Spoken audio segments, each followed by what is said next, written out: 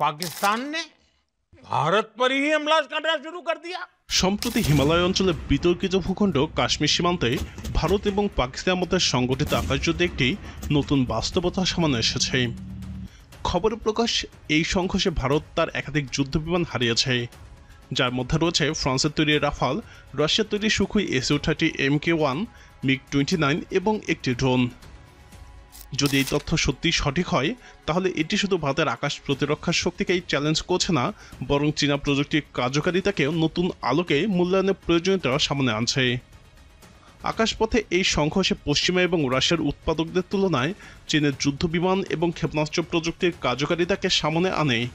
তেমনি কথাও মনে রাখতে হবে যে এখানে দুই পক্ষের মানবীয় দক্ষতা, পাইলট এবং এয়ার কন্ট্রোলারদের বিচক্ষণতা ও কৌশলগত সিদ্ধান্ত চূড়ান্ত ফলাফল নির্ধারণে গুরুত্বপূর্ণ ভূমিকা রেখেছে।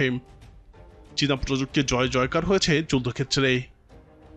অবশ্য ট্যাকটিক্যাল বা কার্যক্ষেত্রে এর সংঘর্ষে পাকিস্তান যে কৌশলগত সুবিধা দেখা গেছে তার অন্যতম কারণ চীনের তৈরি PL-15E নামক বিয়ন্ড ভিজুয়াল রেঞ্জ বা BVR ক্ষেপণাস্ত্রের ব্যবহার।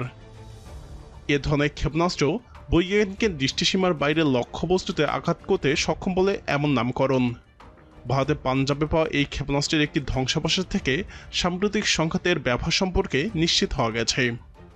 লন্ডনের রয়্যাল ইউনাইটেড সার্ভিসেস ইনস্টিটিউট বা রুসি বিশেষজ্ঞ জাস্টিন ব্রঙ্কের মতে PL-15 মিসাইল আমেরিকার AIM-120 আমরামের সমতুল্য এবং রাশিয়ার R-77কে ছাড়িয়ে গেছে। এর AES রাডার এবং ডুয়েল পালস রকেট মোটর এটিকে তুলনামূলক আরও কার্যকর করেছে। পাশাপাশি চীনা J-10C যুদ্ধবিমান এখন পাকিস্তানের মূল এয়ার সুপেরিয়রিটি প্ল্যাটফর্ম হিসেবে কাজ করছে। এই বিমানগুলোতে রয়েছে আধুনিক radar, infrared search and track system, electronic support measures, missile approach warning system এবং উন্নত ডেটা লিঙ্ক সুবিধা। এক কথা এটি একবিংশ শতকের যুগোপযোগী প্রযুক্তি সজ্জিত এক পঞ্চম প্রজন্মের নিকটবর্তী ফাইটার। এ ধরনের যুদ্ধবিমানকে 4.5+ প্রজন্মের ধরা হয়। ভারতের রাফালও একই প্রজন্মের। ভারতের দুর্বলতা এবং যুদ্ধের প্রস্তুতি ঘাটতিও রয়েছে। এর বিপরীতে ভারতের যে ফ্রান্স থেকে আনা রাফাল বিমান রয়েছে তা নিয়ে অনেক আশাবাদ থাকলেও এর সীমাবদ্ধতা ধরা পড়েছে। এমনকি ফরাসি প্রতিরক্ষা বিশ্লেষকরা বলছেন রাফালের সেন্সর এবং স্ট্রেট ঘাটতির কারণে এটি আধুনিক যুদ্ধে সাপোর্টিং রোল বা সহায়ক ভূমিকায় নেমে যেতে পারে। ভারত ও রাশিয়ার তৈরি সুখোই SU-30 বিমানের রেডিনেস রেট মাত্র 60%।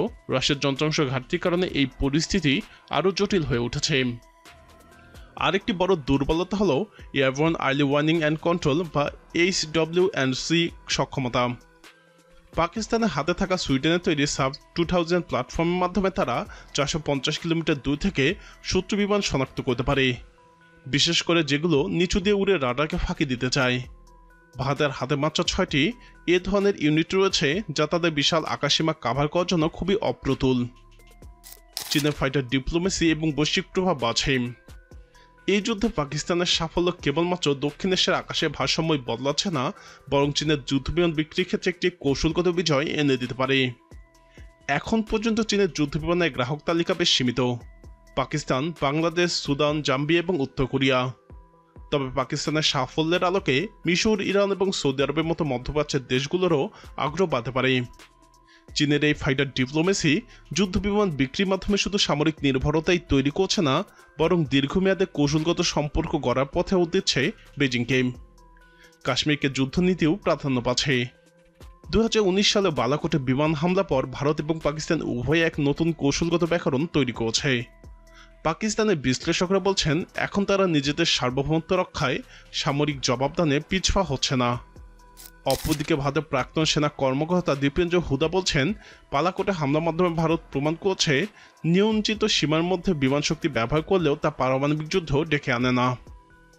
এক কথা, এই সাম্প্রতিক সংঘর্ষ শুধু ভারত পাকিস্তান দ্বন্দ্বের গতিপথে বদলে দিচ্ছে না, বরং চীনের সামরিক প্রযুক্তি এবং যুদ্ধনীতি বৈশ্বিক প্রতিপত্তি প্রতিষ্ঠার দিকেও ইঙ্গিত করছে।